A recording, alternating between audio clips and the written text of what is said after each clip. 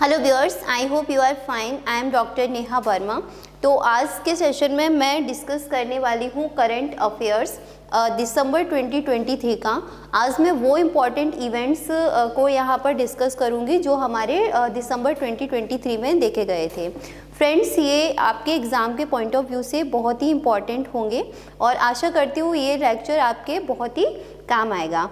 Friends, मैं आपको यहाँ पर एक एडवाइस ये देना चाहूँगी कि मैं यहाँ पर जो भी इम्पॉर्टेंट पॉइंट बताऊँगी आप एक कॉपी पेन लेकर बैठिएगा और यहाँ जितने भी इम्पॉर्टेंट पॉइंट आपको बताए जाएंगे तो प्लीज़ उसको नोट डाउन करते जाइएगा, क्योंकि वहाँ से एक अच्छा आपको क्वेश्चन देखने को मिल सकता है।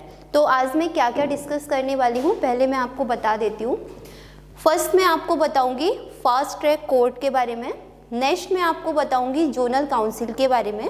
नेक्स्ट मैं डिस्कस करूंगी स्टेट इमरजेंसी के बारे में। फिर अभी जो सबसे इम्पॉर्टेंट बिल हमारा देखने को मिला है चीफ इलेक्शन कमिश्नर के अपॉइंटमेंट से रिलेटेड, जो अभी अभी हमारे राज्यसभा ने पास किया है, हम उस बिल के बारे में एक बार चर्चा करेंगे। उसके बाद में हम देखेंगे ये जो हमारी चाइल्ड लेबर है ना, उसको कम करने की बात की जा रही है, क्योंकि ILO ने कुछ एस्टिमेशन दिया हुआ है, उसके बेस पे चाइल्ड लेबर को कम करने की बात की जा रही है। नेक्स्ट हम चर्चा करेंगे RO के मंदिर के बारे में। RO के मंदिर क्या है। उसके बाद एक जनमन स्कीम है, उसके बारे में मैं आपको बताना चाहूँगी। उसके बाद में micro food processing enterprises scheme, वो क्या है, वो अभी क्यों न्यूज़ में आ रही है, वो बताऊँगी। उसके बाद कुछ इंपॉर्टेंट रिपोर्ट्स हैं जो हमारी NCRB ने दी है या UNCCD ने दी हैं, और कुछ हेल्थ से इम्पॉर्टेंट रिलेटेड इशू हैं, वो सारी चीज़ें हम यहाँ पर आज एक एक करके डिस्कस करेंगे। तो फ्रेंड्स, आप एक कॉपी पेन लेकर बैठिएगा और मैं जो भी इम्पॉर्टेंट टॉपिक है, जो भी इम्पॉर्टेंट उसमें क्वेश्चन बनने के चांसेस है, वो मैं यहाँ पर बताती जाऊँगी और आप प्लीज़ नोट डाउन करते जाइएगा। तो आइए बिना समय बर्बाद किए हुए हम अपना लेक्चर स्टार्ट करते हैं।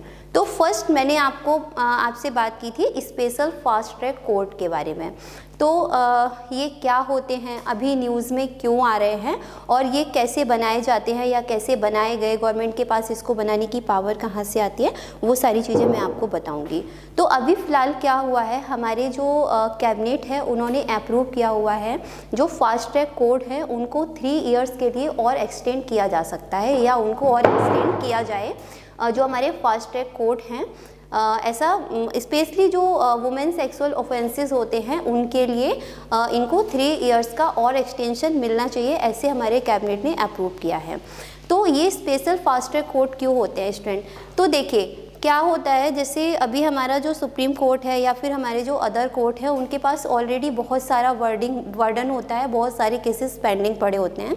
तो गवर्नमेंट का ये मानना था कि अगर इस तरह के कुछ कोर्ट वगैरह बनाए जाएंगे तो उससे क्या होगा, जो हमारे सुप्रीम कोर्ट है या हाई कोर्ट वगैरह है उनके ऊपर इतना वर्डन रहता है वो थोड़ा कम होगा, और ये जो वुमेन से रिलेटेड जितने भी ऑफेंसेस होते हैं वो थोड़े से उनको जजमेंट मिलने में थोड़ा जल्दी होगा। तो इसलिए आपके ये फास्ट ट्रैक कोर्ट बनाए गए थे। ये किसके अंडर में बनाए गए थे, तो ये आपका जो नेशनल मिशन आया था वुमेन सेफ्टी के लिए, उसके अंडर में उसके एक पार्ट के रूप में ये फास्ट ट्रैक कोर्ट बनाए गए थे।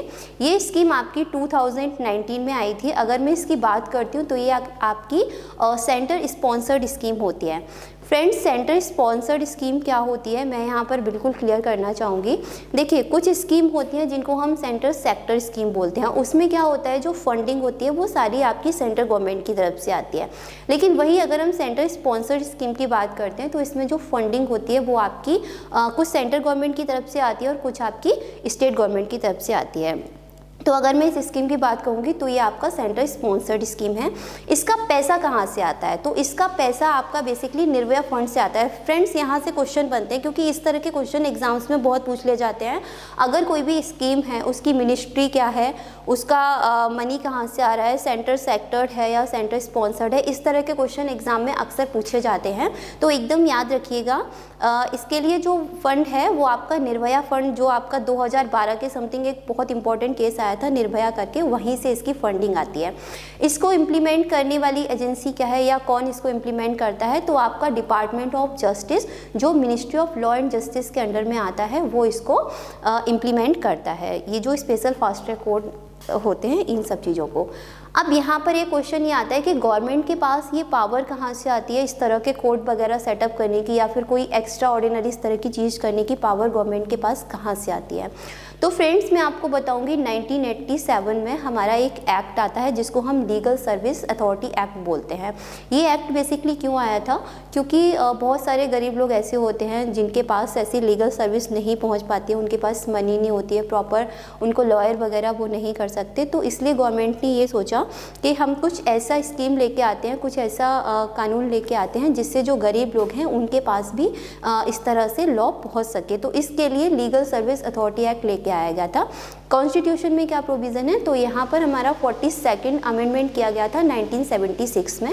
उस अमेंडमेंट में हमारा जो DPSP होता है उसमें आर्टिकल 39A को ऐड किया गया था और उसी आर्टिकल के अंडर में ये आपका लीगल सर्विस अथॉरिटी एक्ट लेके आया जाता है 1987 में।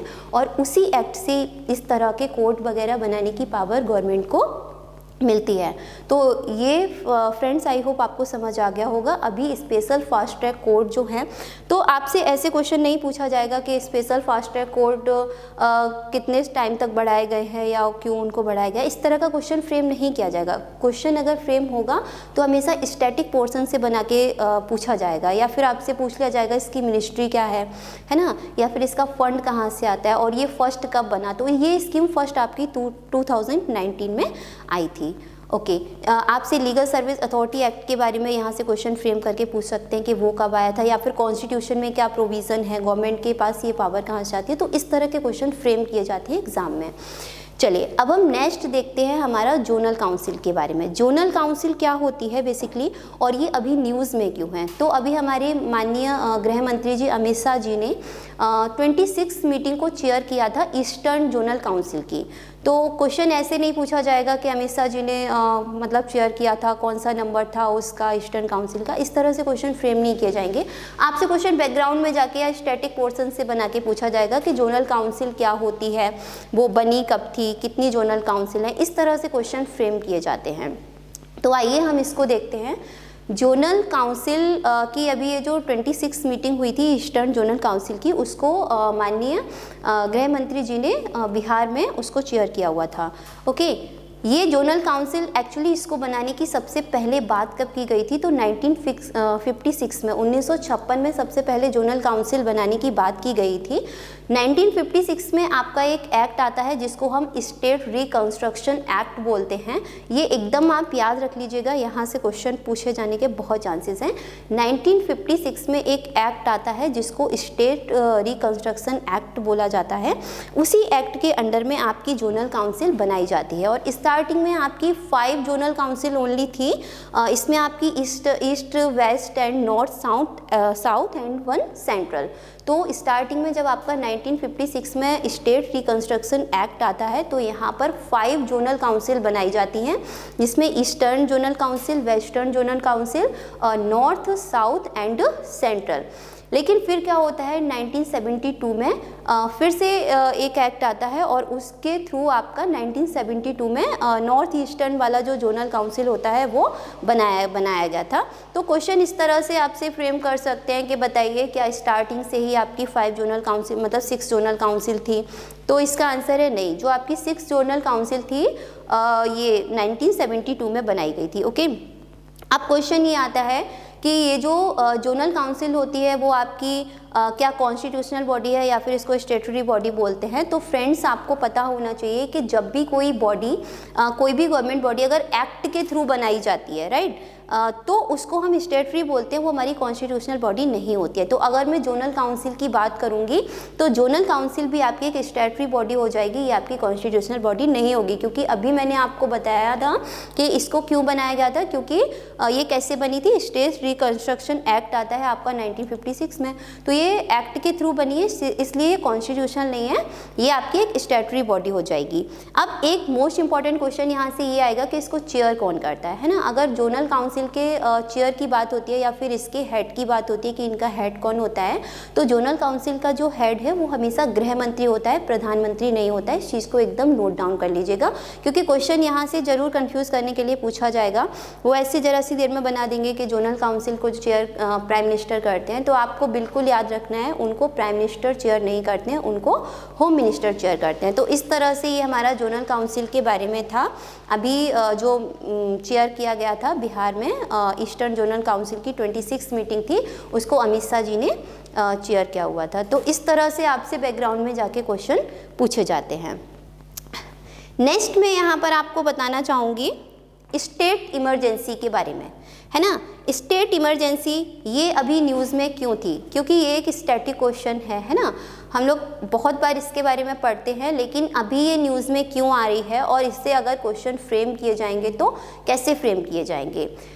तो स्टेट इमरजेंसी अभी फ़िलहाल न्यूज़ में इसलिए थी क्योंकि अभी हमारे सुप्रीम कोर्ट ने बोला है कि अगर प्रेसिडेंट स्टेट इमरजेंसी को लगाते हैं तो उनके पास एक रीज़नेबल बैकग्राउंड होना, मतलब एक रीज़नेबल ग्राउंड होना चाहिए, एक कोई ऐसा वैलिड रीज़न होना चाहिए जिसकी वजह से स्टेट इमरजेंसी को लगाया जा सकता है। क्योंकि इमरजेंसी में क्या होता है ना, बहुत ही क्रिटिकल सिचुएशन हो जाती है, बहुत ही ज़्यादा प्रॉब्लम हो जाती है पब्लिक को, तो इसलिए इमरजेंसी इतना ईजीली नहीं लगाई जा सकती है। तो उसी पर सुप्रीम कोर्ट ने अभी बोला है कि अगर स्टेट इमरजेंसी को प्रेसिडेंट लगा रहे हैं तो उनके पास में कोई एक वैलिड रीजन होना चाहिए या फिर कोई रीजनेबल ग्राउंड होना चाहिए।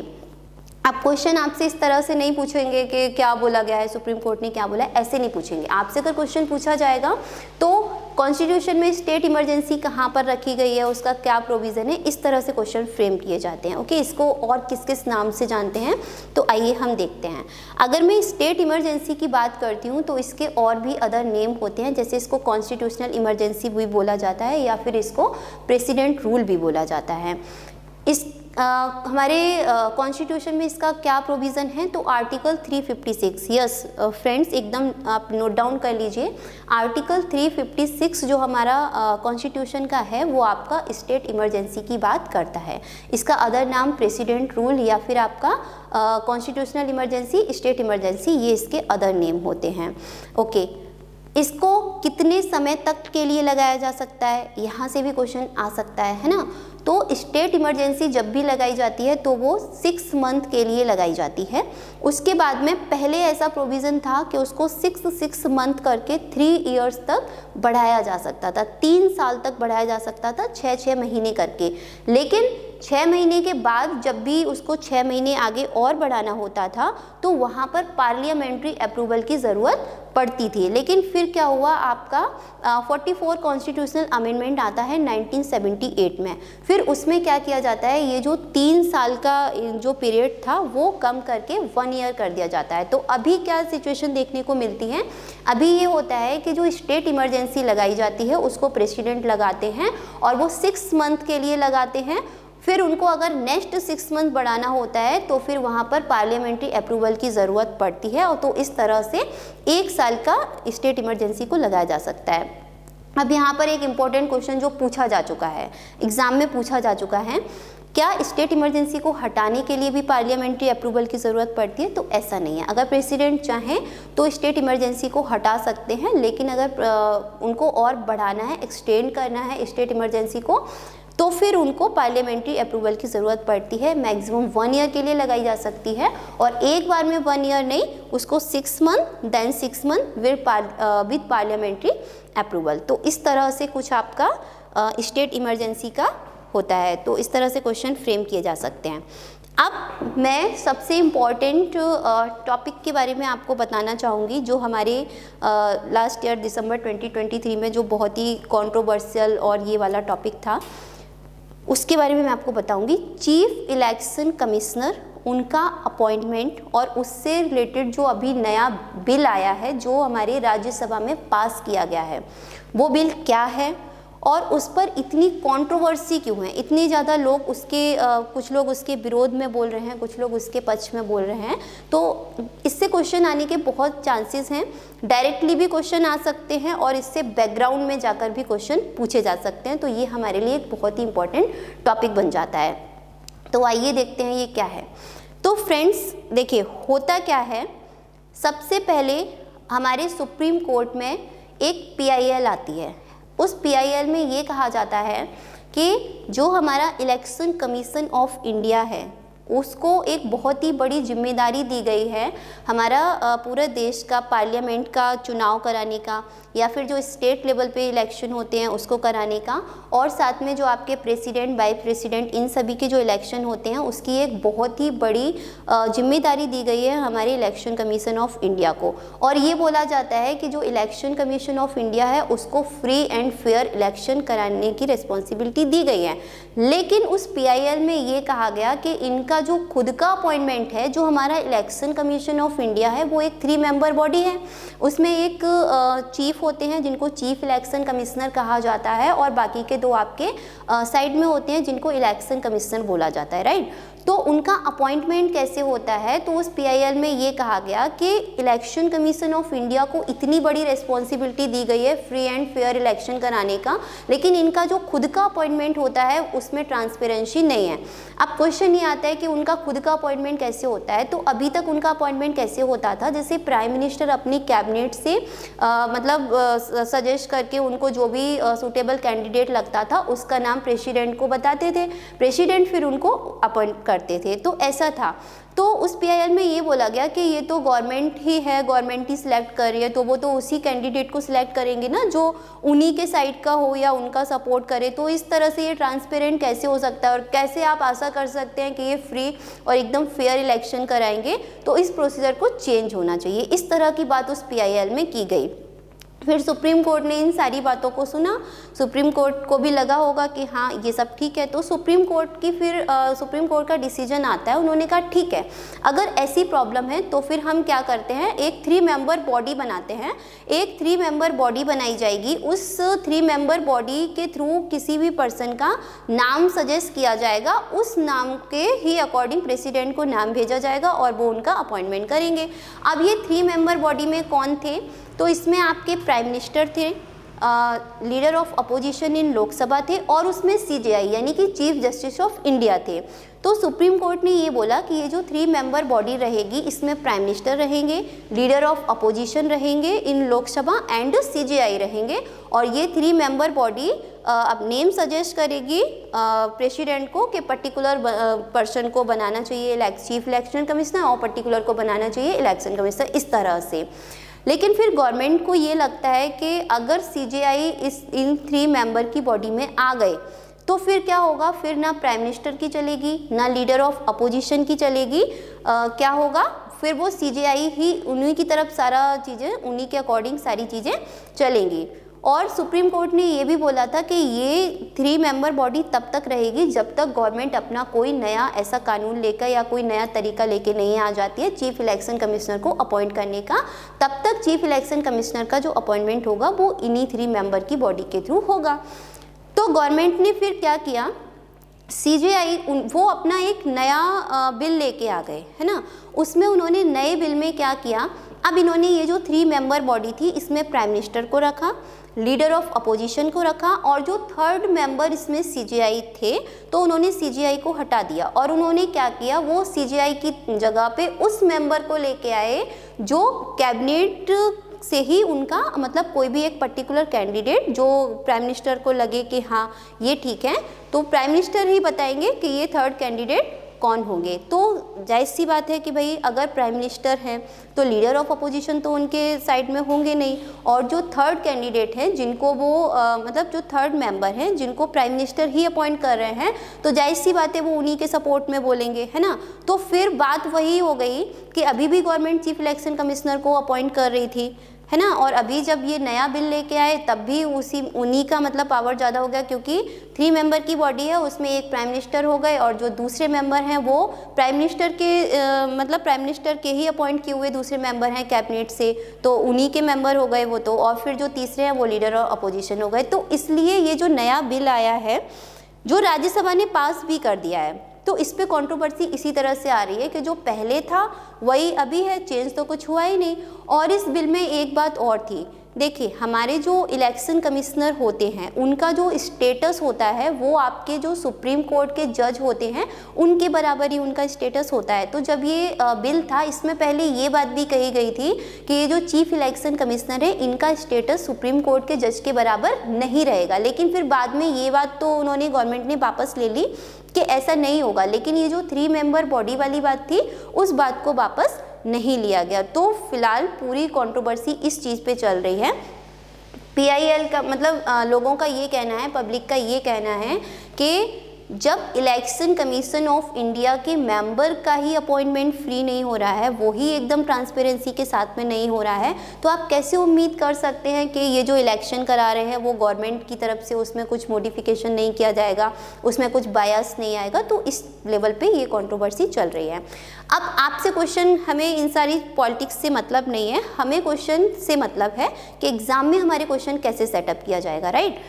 तो अगर मैं एग्ज़ाम में क्वेश्चन की बात करूं तो या तो आपसे ऐसे पूछा जा सकता है कि अभी जो नया राज्यसभा में बिल पास हुआ है उसमें कौन कौन से 3 मेंबर बॉडी हैं, है ना, या फिर जो सुप्रीम कोर्ट ने डिसीजन दिया था उसमें कौन कौन से बॉडी थे, या फिर आपसे ऐसे पूछा जा सकता है कि अभी तक जो होता है अपॉइंटमेंट वो किस तरह से होता है। इस तरह से आपसे क्वेश्चन पूछे जा सकते हैं।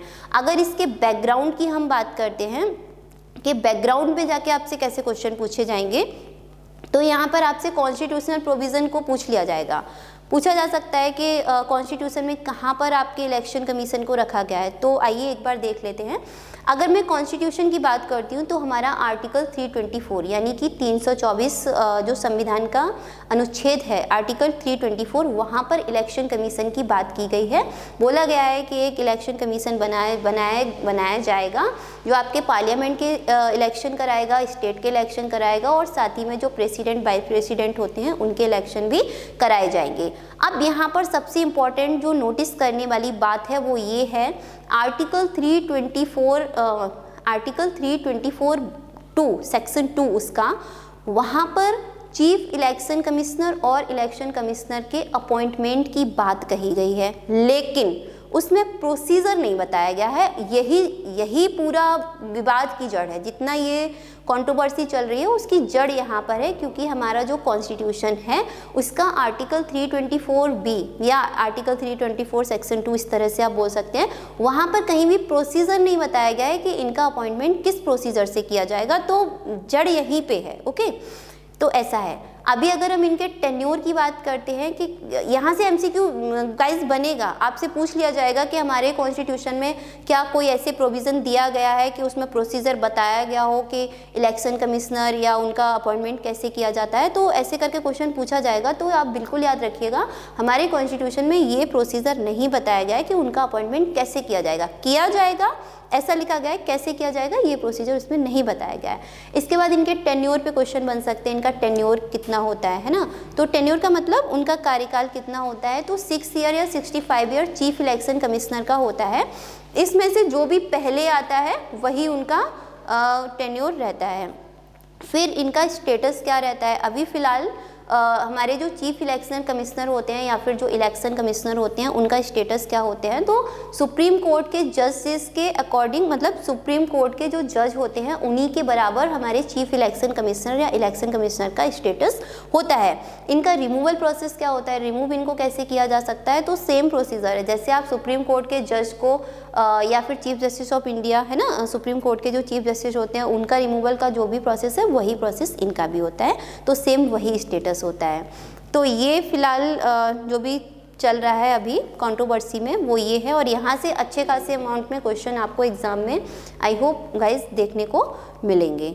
ओके, नेक्स्ट हम बात करते हैं। अभी पार्लियामेंट ने बोला है एक बहुत ही इम्पॉर्टेंट न्यूज़ है, और ये बहुत ही शेमफुल भी है, शर्म वाली बात भी है कि पार्लियामेंट ने भी बोला है कि हम चाइल्ड लेबर को कम करने की बात करें उससे पहले हमें चाइल्ड की डेफिनेशन एग्जैक्ट बतानी होगी। क्योंकि क्या होता है ना, अलग अलग जब भी हम कानून बोलते हैं तो उसमें चाइल्ड का जो एज होता है वो ही वेरी करता है। किसी में कुछ एज के चाइल्ड को बोला जाता है, किसी में कुछ को।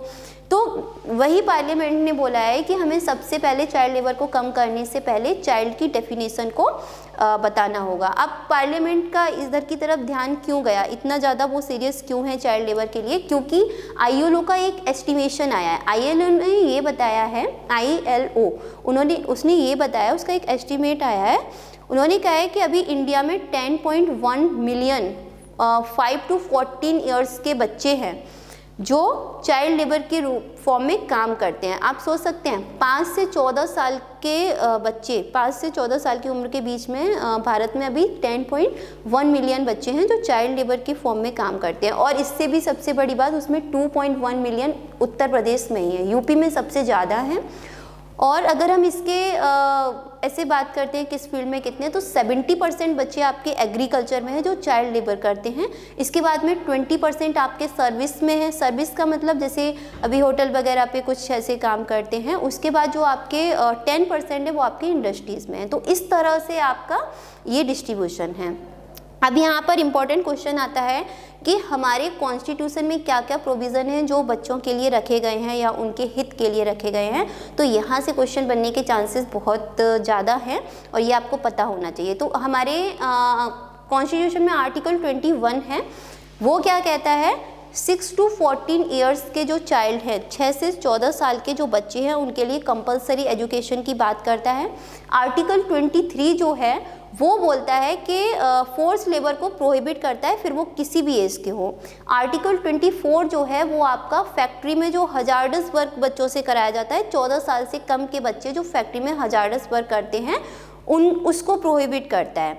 इसके बाद में आर्टिकल 39 आता है। आर्टिकल 39 क्या बोलता है कि अगर कोई भी आपका फैक्ट्री है या कुछ भी है तो उसमें वहाँ का जो एम्प्लॉयर है ये उसकी ड्यूटी बनती है, ये उसकी पूरी जिम्मेदारी है कि वहाँ पर जो वर्कर्स काम कर रहे हैं उनको ऐसा एनवायरनमेंट मिलना चाहिए कि उनका हेल्थ बिल्कुल भी अफेक्टेड ना हो, उनके स्वास्थ्य पर कुछ बुरा प्रभाव ना पड़े। अगर पड़ेगा तो वहाँ का जो एम्प्लॉयर है उसकी गलती है। तो ऐसा हमारा आर्टिकल 39 बोलता है कॉन्स्टिट्यूशन का। इसके बाद में आर्टिकल 45 क्या बोलता है?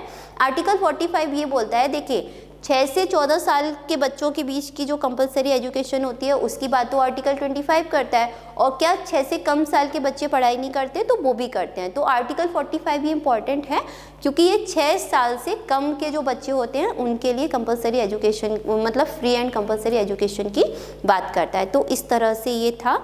आप एक आर्टिकल्स को ध्यान रखिएगा क्योंकि चाइल्ड लेबर से अगर पूछा जाएगा तो या तो ऐसे पूछ सकते हैं कि ये रिपोर्ट ILO, मतलब ILO के बारे में आपसे पूछ सकते हैं, या फिर इस तरह से आर्टिकल 23 एंड 24 में बड़ा ही कन्फ्यूज़न होता है। तो याद रखिएगा जो आर्टिकल 23 है वो फोर्स लेबर को प्रोहिबिट करता है, वो किसी भी एज के हो, लेकिन जो आर्टिकल 24 है वो फैक्ट्री में 14 साल से कम के जो बच्चे हैं उनके हजार्डस वर्क को वो रोकता है, प्रोहिबिट करता है। तो ये आर्टिकल बहुत इंपॉर्टेंट है।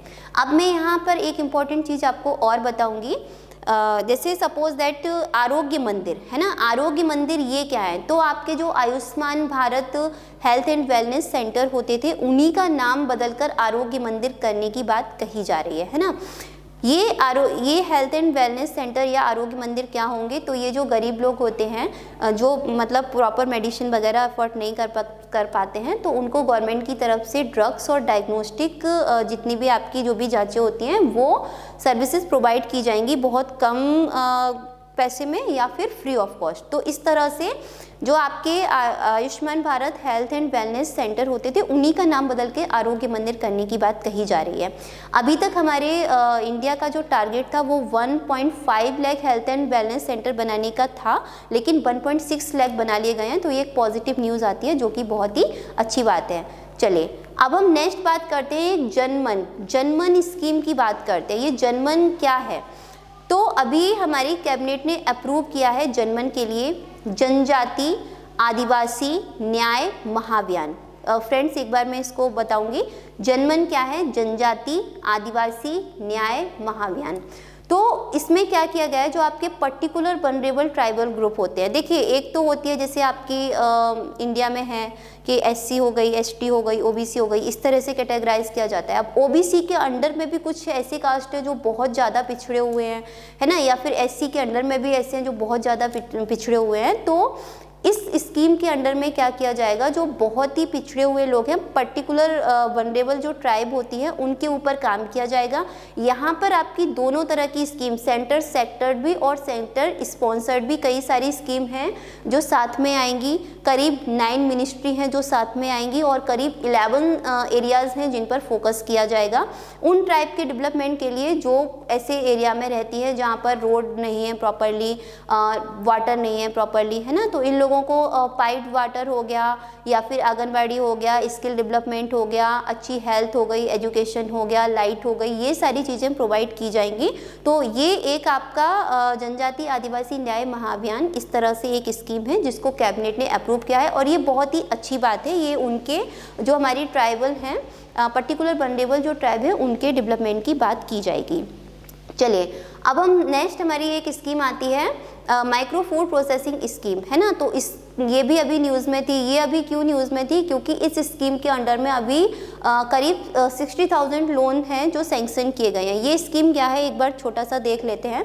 ये स्कीम बेसिकली इसका 5 ईयर का प्लान था, 2020 से 2025 तक था और इसमें जो आपके MSME हैं जो फूड प्रोसेसिंग के फील्ड में काम करते हैं उनको और ज़्यादा फॉर्मल वे में लाने के लिए, उनको और ज़्यादा मतलब डेवलप करने के लिए ये स्कीम लाई गई थी। तो इसमें क्या है, फूड प्रोसेसिंग क्या होती है वो चीज़ आपको समझनी पड़ेगी। जैसे सपोज दैट आलू है तो हमने आलू का चिप्स बना दिया, अब उस चिप्स को सेल कर रहे हैं, या फिर टोमेटो है, टोमेटो का टोमेटो सॉस बना दिया। तो इस तरह से इसमें मतलब फूड की प्रोसेसिंग की जाती है ताकि वो लंबे समय तक चले और कुछ अच्छे वे में वो जाए। तो ये है, ये इसकी मिनिस्ट्री क्या है ना। तो मिनिस्ट्री ये फूड प्रोसेसिंग ऑफ इंडिया है ना, उसके अंडर में आती है ये आपकी स्कीम। चलिए अब यहाँ पर मैं इम्पॉर्टेंट कुछ हेल्थ इश्यूज़ आए हैं उनके बारे में बात कर लेते हैं। जैसे आपका नोरो वायरस है ना, नोरो वायरस अभी बहुत ही देखने को मिला था UK में, तो हो सकता है यहाँ से आपसे क्वेश्चन पूछ ले जाएं। नोरो वायरस बेसिकली ये क्या करता है, ये आपका नोजिया, वॉमिटिंग, डायरिया इस तरह की प्रॉब्लम क्रिएट करता है ना। लेकिन ये ब्रीदिंग में कोई ऐसा इन्फ्लुएंजा टाइप का नहीं है, ये नोजिया, वॉमिटिंग, डायरिया इस तरह की प्रॉब्लम क्रिएट करता है। तो आपसे MCQ बना के पूछ लिया जाएगा कि ये नोरो वायरस कहाँ देखा गया था, इसके कहाँ पे इम्पैक्ट आते हैं, इस तरह से पूछा जाएगा। नेक्स्ट अभी हमारे यहाँ अभी लंपी स्किन डिजीज़ बहुत ज़्यादा देखने को मिल रही है, ये जानवरों में होती है। लेकिन यहाँ पे एक पॉजिटिव पॉइंट ऑफ ये बोल सकते हैं कि जानवरों से ये इंसानों में नहीं आती है, तो ये एक पॉजिटिव पॉइंट आप बोल सकते हैं। लेकिन इससे एनिमल्स का बहुत ज़्यादा लॉस हो रहा है, जानवर मर जाते हैं, तो इस पे भी ध्यान देने की बात गवर्नमेंट की तरफ से कही जा रही है। इसके बाद में कुछ इंपॉर्टेंट न्यूज़ आ रही हैं, कुछ इंपॉर्टेंट रिपोर्ट आ रही है। जैसे UNCCT की तरफ से एक रिपोर्ट आई है, उसमें ये बोला गया है कि हमारे लगभग 28 जो कंट्रीज़ हैं वो डेजर्ट की तरफ जा रहे हैं, सूखे की तरफ जा रहे हैं, उनको सूखा घोषित कर दिया गया है UNCCD की तरफ से। तो ये एक बहुत ही बड़ी बात है, क्लाइमेट के पॉइंट ऑफ व्यू से हमें एनवायरनमेंट को लेकर चलना चाहिए।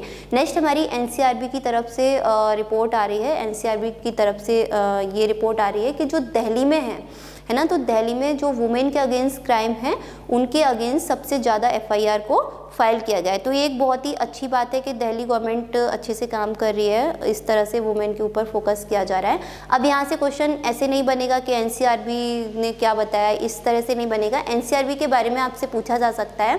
तो इसका जो हेडक्वार्टर है वो दिल्ली में है। अगर हम इसकी मिनिस्ट्री की बात करते हैं, मिनिस्ट्री इज़ वेरी इंपॉर्टेंट है ना, आपसे डायरेक्टली पूछ ली जाएगी कि NCRB किस मिनिस्ट्री के अंडर में आता है, तो ये आपका मिनिस्ट्री ऑफ होम अफेयर्स के अंडर में आता है। इस चीज़ को आप नोट डाउन कर लीजिए। ये कौन कौन सी रिपोर्ट NCRB बताता है, तो बेसिकली आपकी जो सुसाइडल केस हो गए, एनुअली रिपोर्ट बताता है सुसाइड पे, डेथ पे, एक्सीडेंट पे, या फिर प्रिजन की कंडीशन क्या है, जेल कैसे हैं हमारे भारत के, उनके ऊपर ये रिपोर्ट बनाता है। इसके बाद में वुमेन एंड चाइल्ड पे क्या क्राइम हो रहे हैं, ये सारी रिपोर्ट ये एनुअली देता है। और एक सबसे इम्पॉर्टेंट रिपोर्ट हमारा जो NCRB है वो मंथली पब्लिश करता है, वो होती है आपकी ट्रैफिकिंग, ह्यूमन ट्रैफिकिंग जो की जाती है उस पर ये मंथली रिपोर्ट करता है। तो आपसे कहीं MCQ बना के पूछ लिया जाएगा कि क्या ये ट्रैफिकिंग की जो रिपोर्ट है वो एनुअली देता है या मंथली देता है, या फिर जेल की रिपोर्ट कौन पब्लिश करता है, इसका हेडक्वार्टर क्या है, मिनिस्ट्री क्या है। तो इस तरह से NCRB के बैकग्राउंड में जाके आपसे क्वेश्चन पूछे जा सकते हैं।